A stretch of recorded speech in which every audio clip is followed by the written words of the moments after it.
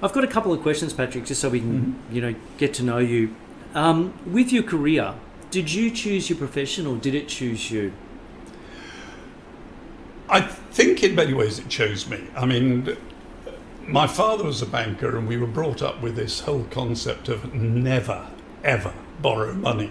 And he used to love Shakespeare and say, never a borrower nor a lender be. And when I was at boarding school, there were a lot of lads there with a lot of money. And Dad was fairly frugal.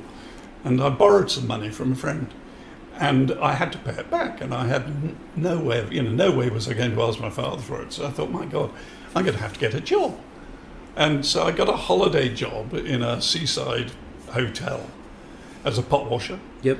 And it clicked. I thought, hey, this is fun. I'm enjoying this. And then, because I was a nice public schoolboy, they decided to put me in a white jacket and stick me in the restaurant, which I did. And again, loved every minute. It was that interaction with people.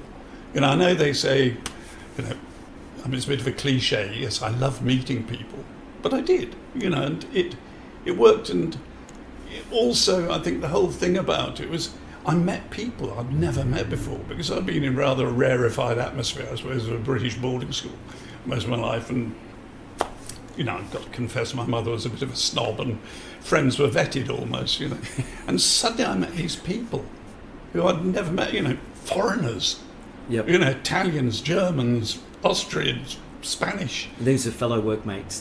Fellow workmates. Yep. And I thought, they were wonderful people. And it was great fun. And from there, I decided, yes, that's possibly a business I could go in, particularly when I rather failed miserably academically at school. It didn't go down well at school at all because hospitality was not seen as a profession. And my final school report was always, I always remember this thing, a smooth and plausible boy this. I'm sure he'll do well in his chosen trade. And it was the word trade that sparked my father. I mean, right. We haven't spent a fortune on our education to get to trade.